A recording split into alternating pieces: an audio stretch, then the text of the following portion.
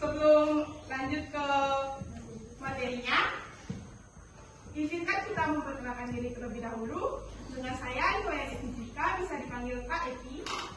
Dan saya Nikola Asari, kalian bisa panggil Kak Alisa. Dan saya Alisa Lipiana, biasa dipanggil Kak Alisa. Dan saya Nikola Diana Putri, bisa dipanggil Kak Riana. Nama saya Dewana Apriliani, bisa dipanggil Kak Eka. Saya Iwan Melastra, bisa dipanggil Kak Mudi.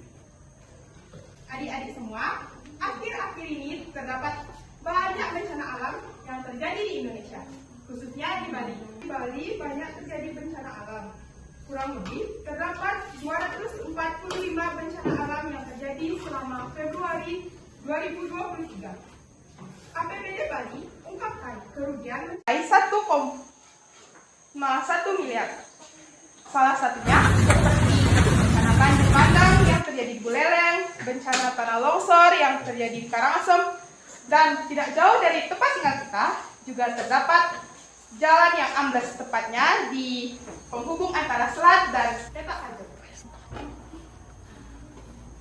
Perlu kalian ketahui, penyebab bencana-bencana alam tadi terjadi karena fenomena perubahan iklim. Perubahan iklim adalah perubahan cuaca yang biasa terjadi di suatu tempat. Perubahan iklim ini disebabkan oleh pemanasan global. Pemanasan global adalah meningkatnya suhu rata-rata di atmosfer, bumi, dan lautan. Pemanasan global disebabkan oleh emisi jejak karbon. Apa kalian tahu apa itu jejak karbon? Oke, jadi karena kalian tidak tahu, jejak karbon adalah jumlah emisi gas rumah kaca yang dihasilkan oleh setiap orang dalam kegiatan sehari-hari mereka. Kita akan belajar cara mengurangi jejak karbon kita dan membantu menjaga lingkungan tetap sehat. Ada beberapa upaya untuk mengurangi jejak karbon akan dijelaskan oleh Lisa. Penyebab dari jejak karbon ya. Jadi penyebab dari jejak karbon itu disebabkan oleh aktivitas kita nih di kehidupan sehari-hari kita. Mulai dari transportasi, terus tuh makanan kita, dan juga penggunaan energi listrik dan juga air. Nah, di bidang transportasi itu kita menghasilkan jejak karbon nih. Kenapa bisa menghasilkan jejak karbon? Karena kendaraan transportasi itu kan biasanya menggunakan bahan bakar fosil kan.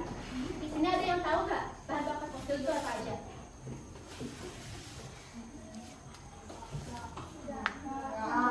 Enggak. Jadi bahan bakar fosil itu simpelnya tuh kayak bensin, solar. Terus tuh di bidang di konsumsi listrik dan juga air. Nah, listrik yang dihasilkan tuh dari pembakaran bahan bakar fosil juga, lebih tepatnya di pembangkit listriknya.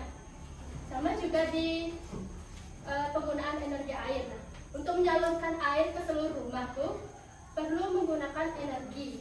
Dari yang energi itu dihasilkan dari pembakaran energi fosil.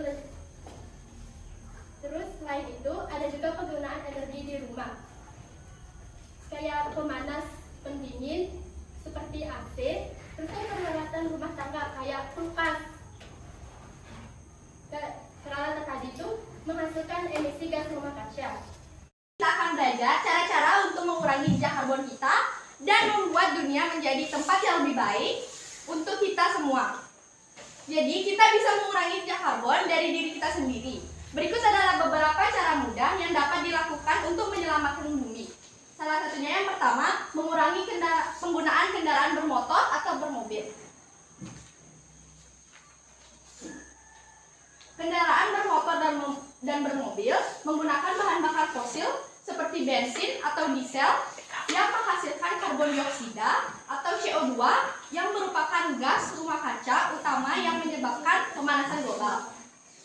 Semakin banyak kendaraan yang digunakan, maka semakin banyak pula emisi gas rumah kaca yang dihasilkan, sehingga berdampak pada kenaikan suhu global dan perubahan iklim yang tidak stabil. Yang kedua, mengurangi penggunaan listrik dan gunakan air seperlunya saja. Jika kalian menggunakan lebih banyak listrik, maka emisi gas rumah kaca yang dihasilkan untuk menghasilkan listrik yang dibutuhkan untuk memenuhi kebutuhan kalian akan lebih besar, sehingga meningkatkan jejak karbon kalian. Jadi gunakanlah seperlunya. Yang ketiga, menanam pohon di lingkungan sekitar kita. Menanam pohon dapat memiliki pengaruh yang signifikan dan mengurangi jejak karbon. Karena pohon dapat menyerap karbon dioksida selama proses fotosintesis. Oleh karena itu, menanam pohon dapat membantu mengurangi jumlah CO2 yang ada di atmosfer dan dapat membantu dalam upaya mengatasi perubahan iklim. Yang keempat, mengurangi konsumsi daging sapi dan babi. Produksi daging memerlukan sumber daya yang besar seperti air, pakan ternak, dan lahan untuk pengembalaan atau budidaya pakan ternak. Selain itu, produksi daging juga menghasilkan emisi gas rumah kaca, terutama metana dan karbon dioksida. Dan yang kelima, mengurangi konsumsi olahan susu. Sama seperti olahan daging, produksi susu memerlukan sumber daya yang besar, seperti air, pakan ternak, dan lahan untuk pengembalaan atau budidaya pakan ternak. Selain itu, produksi susu juga menghasilkan emisi gas rumah kaca, terutama metana dan karbon dioksida. Sekian penjelasan.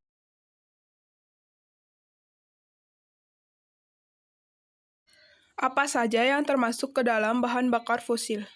Perkenalkan, nama saya Cantika. Hai Cantika. Hai.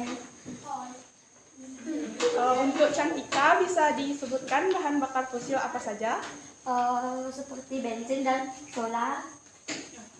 Tepuk tangan buat Cantika. Peralatan rumah tangga apa saja yang menyumbang emisi jejak karbon? Dah. Halo semua, perkenalkan nama saya Imade Yoga Pranata, bisa dipanggil Yoga. Oke, untuk yoga bisa dijawab penggunaan kulkas. Lagi? Ya, penggunaan magicom, alat-alat listrik.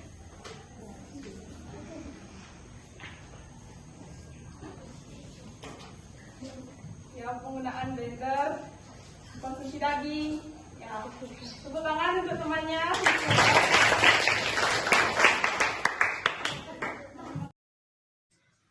Lengkapilah titik-titik yang kosong.